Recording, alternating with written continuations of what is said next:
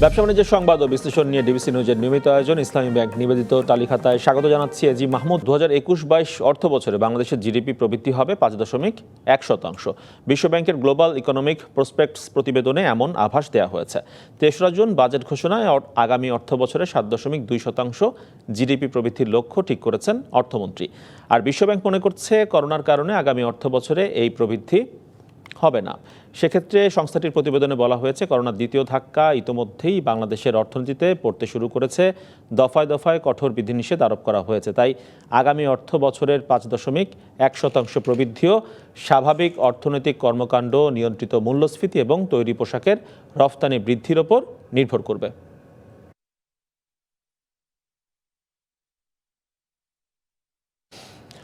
গেল 5 বছরে অর্থ পাচারের 1024টি ঘটনার প্রমাণ পেয়েছে Bangladesh financial intelligence unit BFIU, যার অর্ধেক টাকাই দেশের বাইরে গেছে।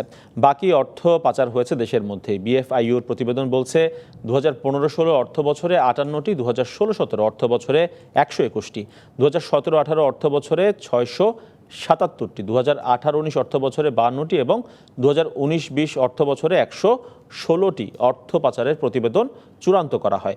এর বাইরেও এ সময়ে সরকারের বিভিন্ন সংস্থার চাহিদার ভিত্তিতে 2290টি ঘটনার তথ্য সংগ্রহ করে সংশ্লিষ্টদের কাছে সরবরাহ করেছে সংস্থাটি। গ্লোবাল ফিনান্সিয়াল ইন্টিগ্রিটির তথ্য অনুযায়ী বাংলাদেশ থেকে প্রতি বছর গড়ে 753 কোটি 37 লাখ ডলার পাচার হয়। 85 টাকা হিসাবে সেটি প্রায় 64,000 কোটি টাকা। টাকা পাচার বন্ধে নতুন করে 15টি আইন তৈরির কথা জানিয়েছেন অর্থমন্ত্রী আহম মুস্তফা কামাল। অর্থ পাচার বন্ধে নতুন আইন কেন, এই বিষয় নিয়ে আলোচনা আমাদের সঙ্গে এই মুহূর্তে যুক্ত হচ্ছেন কোম্পানি আইন এবং অর্থনীতি বিশ্লেষক barrister AM Masum. Barrister AM Masum, আপনাকে দেখতে পাচ্ছি বড় পর্দায় এবং স্বাগত তালিখাতা অনুষ্ঠানে। যে বিষয়টি আলাপের অবতারণা সেটি হচ্ছে, অর্থমন্ত্রী নতুন করে বললেন যে এই যে অর্থ পাচার বন্ধ করার জন্য 15টি নতুন আইন করা হবে। একই সঙ্গে বাংলাদেশের যে আর্থিক খাত রয়েছে সেগুলো এর মধ্যে অন্তর্ভুক্ত থাকবে আইনের মধ্যে। মানে বর্তমান যে আইন রয়েছে অর্থ পাচার বন্ধে, সেটি দিয়ে কি অর্থ পাচার রোধ করা কি সম্ভব নয়? বর্তমান আইনের দুর্বলতা কোথায় রয়েছে? আসলে অর্থমন্ত্রী যেটা বলেছে সেখানে অনেকগুলি আইনের কথা বলা হয়েছে। যেমন ধরেন উনি বলেছে 15টি আইন। কারণ কি, এটা একটা চলমান প্রক্রিয়া। এখানে যেমন আমাদের রিসেন্টলি এই মানি পাচার যাতে রোধ করা যায়, সেই রুটটা কোথায় সেইটাকে আইডেন্টিফাই করার জন্য, যেমন ধরেন এখানে আমাদের যে মানি লন্ডারিং অ্যাক্ট 2012 আছে, সেখানে সেকশন 23 এবং 24-এ আমাদের যে বাংলাদেশ ফাইন্যান্সিয়াল ইন্টেলিজেন্স ইউনিট, যেটা বাংলাদেশ ব্যাংকের সেন্ট্রাল ব্যাংকের ইয়েতে, সেখানে যেটা হয় যে তারা নিজেরাই এটা একটা তদন্ত করে এবং যে কোনো ধরনের আপনার যদি সাসপিশিয়াস কোনো ট্রানজাকশনও হয়, তারাও কিন্তু সেই সময়ই কিন্তু এটাকে ফ্রিজ করে দিতে পারে। তো সেটার সাথে সাথে আমাদের যে মানি লন্ডারিং অ্যাক্ট এবং এখানে যে দুর্নীতি দমন কমিশন আইন আমাদের 2004 আছে, এখানে কিন্তু অলরেডি ভেরি স্ট্রিক্ট পানিশমেন্টও আছে। যেমন আপনার আমাদের মানি লন্ডারিং অ্যাক্ট 2012 এর সেকশন 4-এ আপনার 12 ইয়ার্স পর্যন্ত ইমপ্রিজনমেন্ট, এবং দুদকের আমাদের সেকশন 27-এ প্রায় 10 ইয়ার্স পর্যন্ত ইমপ্রিজনমেন্ট আছে। কিন্তু এখানে যেটা হচ্ছে যে এই মানি লন্ডারিং করতে গেলে যেভাবে করতে হয়, যেমন ধরেন আমাদের যে ব্যাংকগুলি, সেখান থেকেই হলো মেইন রুট বা সোর্স। তাহলে ব্যাংক কোম্পানিজ অ্যাক্ট 1991, যেটাকে চেঞ্জ করে বা অ্যামেন্ড করে এখন এটাকে ব্যাংক কোম্পানিজ অ্যাক্ট 2020 করছে, সেখানে যেমন অনেক ধরনের সেকশন ইনকর্পোরেট করছে। যেমন ধরেন উইলফুল ডিফল্টার আগে কোথাও ছিল না, এই উইলফুল ডিফল্টারকে ইন্ট্রোডিউস করছে। এবং আমার মনে হয় আরো কিছু অ্যামেন্ডমেন্ট, যেটা আমরা এই খসড়াতেও দেখিনি, সেটা দরকার। যেখানে যেমন ধরেন আমাদের যেমন একটা ব্যাংকের পরিচালক এক ফ্যামিলি থেকে আগে ছিল 2 জন, এটাকে 4 জন করা হয়েছিল, যেটা 15 ক এবং 15-10, যে একজন পরিচালক 2 টার্মসের জায়গায় 3 টার্মস হতে পারবে। এবং আমাদের যে 5 গ, যেখানে ডিফল্টের ডেফিনেশনটা চেঞ্জ হয়েছিল, এই জিনিসগুলিও পরিবর্তনের প্লাস আমাদের। কিন্তু সেই সঙ্গে এটা একটু স্পষ্ট হতেই চাই আপনার কাছ থেকে, সেটি হচ্ছে বর্তমান যে আইন রয়েছে অর্থ পাচার বন্ধে, সেটিকে সংস্কার করলেই হতো না? নতুন করে আইন করার মানে প্রয়োজনীয়তা মানে কেন হলো? নতুন আইনেই বা কি থাকতে পারে? মানে তাতে করেই অর্থ পাচার বন্ধ হয়ে যাবে? মানে কি ধরনের কৌশল থাকতে পারে নতুন আইনে? নতুন আইন মানে কিন্তু এগুলি অনেক পুরনো আইন, সেই আইনগুলিকেই নতুন করছে। যেমন ধরেন ইনকাম ট্যাক্স অর্ডিন্যান্স 1984, এটাকে ইনকাম ট্যাক্স অ্যাক্ট 2020 করছে। যেমন কাস্টমস অ্যাক্ট 1969, এটাকে কাস্টমস অ্যাক্ট 20 করছে। যেমন আপনাদের ফাইন্যান্সিয়াল ইনস্টিটিউশন অ্যাক্ট 1993 এটাকে 2020 করছে, যেমন পাসপোর্ট অ্যাক্ট 2020 করছে, যেখানে আপনাকে যদি কেউ ডিফল্টার হয় তাহলে তার পাসপোর্ট সিজ করা হবে, এই অপশনটা নিয়ে আসতেছে। তাহলে ব্যাংকিং সেক্টর বা টোটাল ফাইন্যান্সিয়াল সেক্টরে যে আইনগুলি আছে সেই আইনগুলিকে অ্যামেন্ড করে নতুন করে, যেমন কোম্পানিজ অ্যাক্ট 1994 সেটাকেও এমন করে, কারণ এই আইনগুলি যদি আপ টু ডেট না হয় তাহলে তো আপনি মানি লন্ডারিং স্টপ করতে পারবেন না। কারণ মানি লন্ডারিং তো শুধু মানি লন্ডারিং অ্যাক্ট 2012 না, এখানে এটার সাথে আপনার কানেক্টেড অনেক আইন যেগুলি এটাকে অ্যাসিস্ট করবে, এবং সেই অ্যাসিস্টের জন্য আপনাকে যে ইকোসিস্টেম বা ফ্রেমওয়ার্ক যেটা লাগবে সেটাকে আপ টু ডেট হতে হবে। এবং সেই জন্যই গভর্নমেন্ট যেটা ইনিশিয়েটিভ নিয়েছে, স্পেশালি ফাইন্যান্স মিনিস্ট্রি, যে এই যতগুলি আইন আছে related with the money market এবং ক্যাপিটাল মার্কেট, অল লজ, এটাকে তারা একেবারে আপ টু ডেট 2021 মডার্ন আইনের সাথে বা মডার্ন ডেভেলপড কান্ট্রির যে আইনগুলি আছে সেটার সাথে সামঞ্জস্য রাখার জন্যই এই প্রচেষ্টা করা হচ্ছে। সেই সঙ্গে আরেকটি বিষয় আমরা দেখছি বিভিন্ন পত্রপত্রিকায় আসছে যে দেশের বর্তমান যে আইন রয়েছে সেই আইনের সংজ্ঞাতে মানে দেশের মধ্যেও অর্থ পাচার হতে পারে, সেটি কি করে একটু ব্যাখ্যা করবেন? না, কিন্তু সেইটা বোধহয় আমার মনে হয়, যেমন আমাদের মানি লন্ডারিং অ্যাক্ট 2012 এর সেকশন 2 তে ডিফাইন করা আছে কিভাবে মানি লন্ডারিং হবে বা কি কোনটাকে ধরা হবে, সেটাকে কিন্তু ট্রান্সফার কিন্তু আউটসাইড দি কান্ট্রি কিন্তু বলা আছে ওইভাবে। বাট আমরা দেখেছি যে ডেস্টিনির ক্ষেত্রে বা অন্যান্য কিছু এক্সাম্পল আমাদের সামনে এসেছে যে ক্ষেত্রে এটাকে কিন্তু এক্সটেন্ড করা হয়েছে। বাট এটা কিন্তু আমার মনে হয় যে নতুন যে অ্যামেন্ডমেন্ট আসবে সেই অ্যামেন্ডমেন্ট হয়তো বা এটাকে আরো বিস্তারিত এবং ইলাবোরেট ওয়েতে এটা ডেফিনেশনটা করা হবে। কারণ যে সময় এটা গেল আসলে অর্থ পাচার বন্ধ করার জন্য আইন, কিন্তু যেই অর্থ পাচার হয়ে গেছে ইতোমধ্যেই সেগুলোকে ফিরিয়ে আনার জন্য কি পর্যাপ্ত আইনি কাঠামো রয়েছে কিনা আমাদের? হ্যাঁ, এইটা আমাদের যে আইনি অবস্থাটা এখন আছে, যেমন ধরেন যদি কোনো আপনার টাকা যদি দেশের বাইরে কোথাও ট্রান্সফার হয়ে থাকে এবং সেটা যদি মানি লন্ডারিং মধ্যে পড়ে, তাহলে আপনাকে যেটা করতে হয় প্রথমেই সেই দেশের সাথে যোগাযোগ করতে হয়, এবং সেই দেশের সাথে যোগাযোগ করার পরে আমাদের যে এটা BFIU, যেটা আমাদের বাংলাদেশ ফাইন্যান্সিয়াল ইন্টেলিজেন্স, তারা এটা বের করে যে কোনো একটা এজেন্সির কাছে দেয়, ফর এক্সাম্পল দুদকের কাছে দিতে পারে। দুদক তখন কি করে, আমাদের যে আইন আছে আপনার মিউচুয়াল লিগ্যাল অ্যাসিস্ট্যান্স অ্যাক্ট 2012, সেইটার ওই মিউচুয়াল লিগ্যাল অ্যাসিস্ট্যান্স রিকোয়েস্ট পাঠাতে হয় সেই দেশে আমাকে। আমরা সম্প্রতি কিন্তু এটিও জানি ব্যারিস্টার মাসুম, সেটি হচ্ছে দুদক কিন্তু 10টি দেশে চিঠি দিয়েছে, কিন্তু তারা কিন্তু এখনো পর্যন্ত কোনো জবাব পায়নি। জবাব না পেলে তাদের পক্ষে কি করা, মানে বর্তমান আইনি প্রক্রিয়ার মধ্য দিয়ে দুদক যদি চিঠি পাঠিয়ে জবাব না পায় সেক্ষেত্রে দুদক আর কি করতে পারে? এখন দুদককে যেটা ধরেন আমাকে যদি মামলা করতে হয় যে কারো এগেইনস্ট, তাহলে তো সেই ইনফরমেশনটা আমাকে পেতে হবে যেটা হলো অফিসিয়াল ডকুমেন্ট। সেই অফিসিয়াল ডকুমেন্ট তো সেই স্পেসিফিক কনসার্ন কান্ট্রি থেকে আমাকে পাঠাতে হবে। যদি সেই স্পেসিফিক কনসার্ন কান্ট্রি থেকে আমাকে না পাঠায় তাহলে আমি তার এগেইনস্টে কিন্তু কোনো লিগ্যাল অ্যাকশন নিতে পারি না। এবং লিগ্যাল অ্যাকশন নেওয়ার পরেও উইদাউট জাজমেন্ট, যদি আনলেস কনভিকশন হয়, তাহলেও কিন্তু আমি সেই টাকা আনতে পারি না। যেমন আমরা অলরেডি দেখেছি আপনার হংকং এ, সিঙ্গাপুরে, আপনার ইউকেতে, বিভিন্ন দেশে কিন্তু অলরেডি আমাদের বিভিন্ন অ্যাকাউন্ট কিন্তু এরকম এই মিউচুয়াল লিগ্যাল অ্যাসিস্ট্যান্স আমাদের যে ইন ক্রিমিনাল ম্যাটার্স 2012 এইটার মাধ্যমে কিন্তু আপনার ওই ফ্রিজ করা হয়েছে এবং কিছু টাকাও কিন্তু আনা হয়েছে। বাট এই জায়গাটায় আমার মনে হয় যে আরেকটু আমাদের বাইলেটারাল এগ্রিমেন্ট বা আমাদের যে UN কনভেনশন সেইটাকে এমফাসাইজ দিয়ে আমার মনে হয় সেই জায়গাটা আরো তড়িৎগতি করা যেতে পারে। আপনি যে ফেরত আনার প্রক্রিয়ার কথা বললেন, তখন কিন্তু দুদকের সঙ্গে কিন্তু থার্ড পার্টি একটি কোম্পানি যুক্ত হয়েছিল, প্রতিষ্ঠান যুক্ত হয়েছিল, বিশেষজ্ঞ প্রতিষ্ঠান যুক্ত ছিল, সেটি কিন্তু এখন দুদকের সঙ্গে নেই। তো এই ধরনের প্রতিষ্ঠান যদি নতুন করে আবার যুক্ত করা হয় তাহলে কি পাচার হওয়া অর্থ ফেরত আনা সহজ হয় কিনা? আসলে প্রথমে আপনাকে পাচার যেন না হয় সেটার রুটই আপনাকে বন্ধ করাতে হবে, এবং সেটার জন্য আপনার বাংলাদেশ ব্যাংক এবং প্রত্যেকটা ব্যাংকের যে অডিট কমিটি, কারণ এই যখনই বাংলাদেশ ব্যাংক অডিট করে এটা কিন্তু স্পেসিফিকলি বোঝা যায় যে কোন টাকাটা আপনার মানে মানি লন্ডারিং হচ্ছে কি হচ্ছে না, সেটা BFIU কে একটা স্ট্রং আমার মনে হয় আরো ভূমিকা নিতে হবে। অ্যাট দি সেম টাইম আপনাকে বাহিরে আমাদের যদি সক্ষমতায় যদি এফিসিয়েন্সিতে সেটা একটু ঘাটতি থাকে, তাহলে অন্য দেশে যে দেশে টাকাটা যাচ্ছে সেখানকার যে এজেন্সিগুলি আছে তাদের সাথে আমাদেরকে রিলেশনশিপ বিল্ড আপ করতে হবে, এবং বেসড অন দ্যাট সেই টাকাটা যেটা পাচার হয়ে গিয়েছে সেটা কিন্তু আনাতে আমাদের অনেক হেল্প করবে, যেটা আমরা ডাইরেক্ট যদি কমিউনিকেট করি সেটা বোধহয় ততটা ইজি বা সিম্পল হবে না। জি, আর যারা অর্থ পাচার করেছেন তাদের তালিকা বা নাম প্রকাশ এই বিষয়গুলোর মানে কতটুকু গুরুত্ব রয়েছে? এগুলো প্রকাশিত হলে বা এগুলো সামনে চলে আসলে এই যে পাচার হওয়ার বিষয়গুলো সেগুলো মানে বন্ধ হওয়ার ক্ষেত্রে সামাজিকভাবে কতটুকু আসলে এক ধরনের প্রতিরোধ তৈরি হবে বলে আপনার মনে হয়?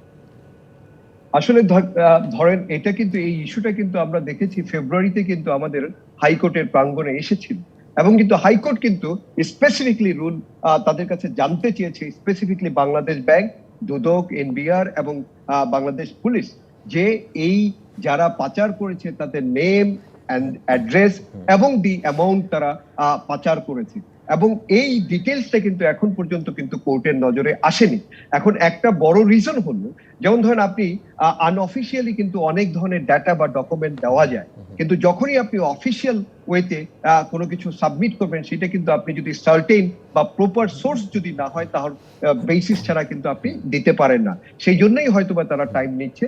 আরেকটা জিনিস হলো যেটা আমাদের স্পেসিফিকলি আপনি দেখেছেন যে নতুন আইন যেটা করা হচ্ছে, যে ব্যাংক কোম্পানিজ অ্যাক্ট 2020, সেখানে কিন্তু আমাদের এই যে উইলফুল ডিফল্টারের একটা সেকশন রাখা হচ্ছে, যারা উইলফুল ডিফল্টার হবে, এবং এই যে যারা সামাজিকভাবে যদি আপনি তাদেরকে করতে চান, তাহলে আমাদের যেমন সিআইবি, আপনি জানেন যে সিআইবির যেমন লিস্ট বাংলাদেশ ব্যাংকে একটা থাকে, ঠিক এদেরও একটা হয়তো বা আপনি নেম এবং তাদেরকে তারা যেন সেইম হয়, এবং তাদের যে ফেমে যাতে এইটা ইন্টারফেয়ার করে, এবং ব্যাংক কোম্পানিজ একটা যেরকম রাখছে যে তারা কোনো গভর্নমেন্ট প্রতিষ্ঠান মানে অ্যাসোসিয়েশনে ইনভলভ হতে পারবে না, সামাজিক কোনো এই বিষয়গুলো নিয়ে নিশ্চয়ই আরো একদিন আলাপ করবো আপনার সঙ্গে। অসংখ্য ধন্যবাদ আজকে তালিখাতায় যুক্ত হওয়ার জন্য এবং সময় দেওয়ার জন্য আমাদেরকে।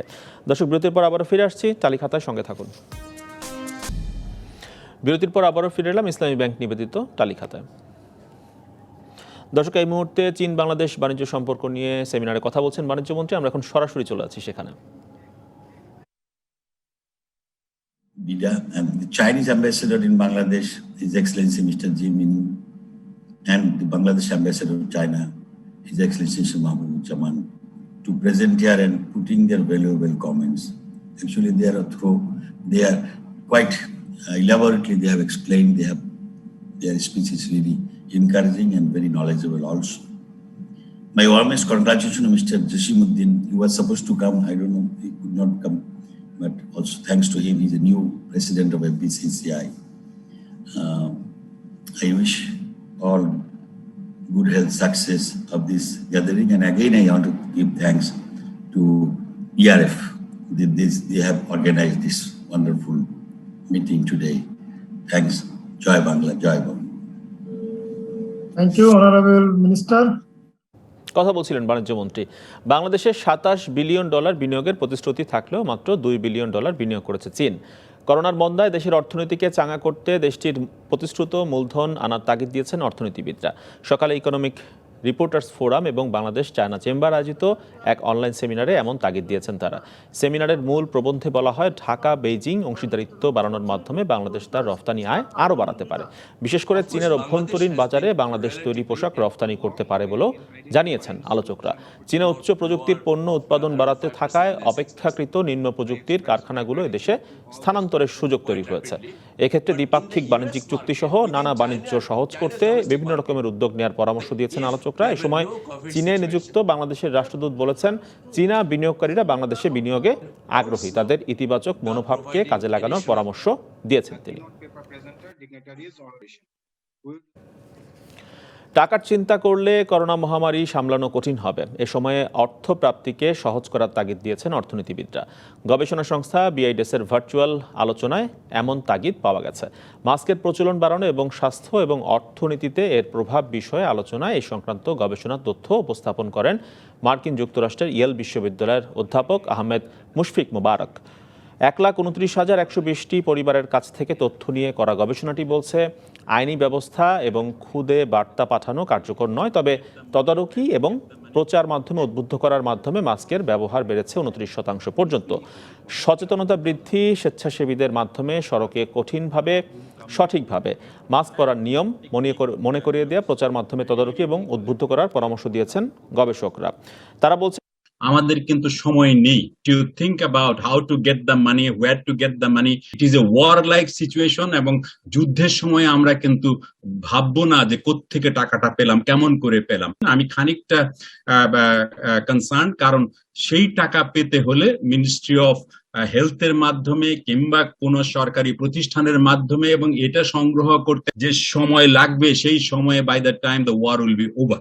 So I thought there should be an alternative way to find the money.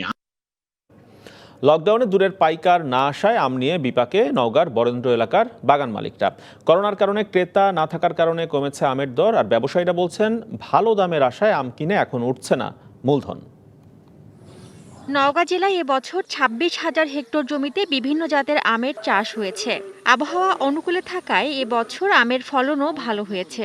এরই মধ্যে বাগান থেকে গুটি আম, গোপালভোগ, নাগফজলি ও ল্যাংড়া জাতের আম সংগ্রহ শুরু হয়েছে। কিন্তু এসব আম নামানোর পর বাজারজাতকরণে সমস্যায় পড়েছেন আম চাষিরা। আম যে পাড়ে বেচবো সে কাস্টমারও নাই, বা গ্রাহকও নাই, বিক্রি করার জায়গাও নাই, আর আম যে লিবে সেরকমও পার্টি নাই। গুটি আমের দাম 300 টাকা পেপসি কোম্পানির জন্য কিনতে হয়, বাইরের কোনো পাটিপত্র এখানে আসে নাই। লকডাউনের কারণে দূরের এলাকার পাইকার না আসা এবং স্থানীয় ক্রেতা না থাকায় আম নিয়ে বিপাকে পড়েছেন চাষিরা। অর্ধেক দামেও বিক্রি হচ্ছে না আম। কোনো জায়গায় থেকে কোনো বিক্রেতা কিনে কোনো পার্টি পাচ্ছি না, দিয়ে এসে মনে করেন যে দামে আম ভাঙছি তার থেকে পাটের দামটাই বেশি। নিয়ামতপুরের আম নিয়ামতপুরই থাকতেছে, কিন্তু দাম দর হচ্ছে না। কৃষি বিভাগ বলছে আম বাজারজাতকরণ ও পরিবহন লকডাউনের আওতার বাইরে রয়েছে। তবে গত বছরের তুলনায় এবছর আমের দাম কিছুটা কম পাচ্ছেন চাষিরা। আমের বাজারজাতকরণ বিষয়টা এই লকডাউনের বহির্ভূত আছে। আমরা আশা করি আমের বাজারজাতকরণে তেমন কোনো সমস্যা হবে না। তবে গতবারে এখন এই সময় আমের দাম আরো একটু বেশি ছিল। জেলায় এবার 4.25 লাখ মেট্রিক টন আম উৎপাদনের আশা করছেন কৃষি বিভাগ। DBC news desk. দর্শক, এবারে জানাচ্ছি ঢাকার পুঁজিবাজারের খবরাখবর। চলে যাচ্ছে ডিএসসির ওয়েবসাইটে।